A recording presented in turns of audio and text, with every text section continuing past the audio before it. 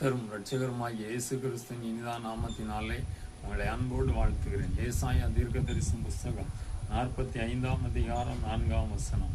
வெண்கல கதவுகளை உடைத்து இரும்பு தாழ்பாலை முறித்து அந்தகாரத்தில் இருக்கிற பொக்கிஷங்களையும் ஒளிப்பிடத்தில் இருக்கிற புதையல்களையும் உனக்கு கொடுப்பேன். என் தாசனாகி யாக்கோபின் நிமித்தமும் நான் தெரிந்து கொண்ட இஸ்ரவேலின் நிமித்தமும் நான் உன்னை பெயர் சொல்லி அழைத்து நீ என்னை அறியாதிருந்த உனக்கு நாமம் தரித்தேன் என்றார் என்று வேதம் சொல்லுகிறது. ஆண்டவர் நமக்கு முன்னாக சென்று கோணலானவைகளை செவ்வையாக்கி கரடு முரடான வாழ்க்கையை சமமாக்குகிற கர்த்தர் இந்த நாளிலே கடந்து வந்திருக்கிறார். பிரியமானவர்களே, நம்முடைய வாழ்க்கையிலே பிசாசு எழும்ப விடாதபடி சத்துரு சிறைபிடித்து வைத்திருக்கிற எல்லா கட்டுகள், போராட்டங்கள், பிசாசின் வல்லமைகளை ஆண்டவர் இந்த நாளிலே முறித்து போடும்படியாய் கர்த்தர் கடந்து வந்திருக்கிறார்.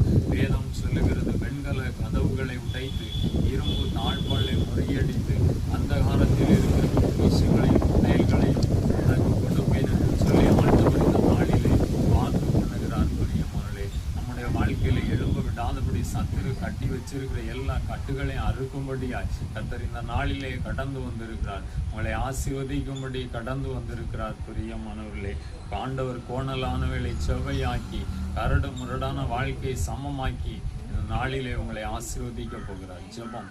பரிசுத்தமுள்ள பரலோகத்தின் பிதாவே, ஆண்டவரே, இந்த வேலைக்காய் ஸ்தோத்திரம். கோணலானவைகளை செவ்வையாக்கி கரடு முரடானவைகளை சமமாக்கி வெண்கல கதவுகளை உடைத்து ஆண்டவரே, உடைய பிள்ளைகளுடைய வாழ்க்கையில இருக்கிற இரும்பு தாழ்பாலை முறியடித்து அந்தரங்கத்தில் இருக்கிற பொக்கிஷங்களையும் புதையல்களையும் கொடுத்து கர்த்தர் ஆசீர்வதி. இயேசு நாமத்தில் பிதாவே, ஆமென்.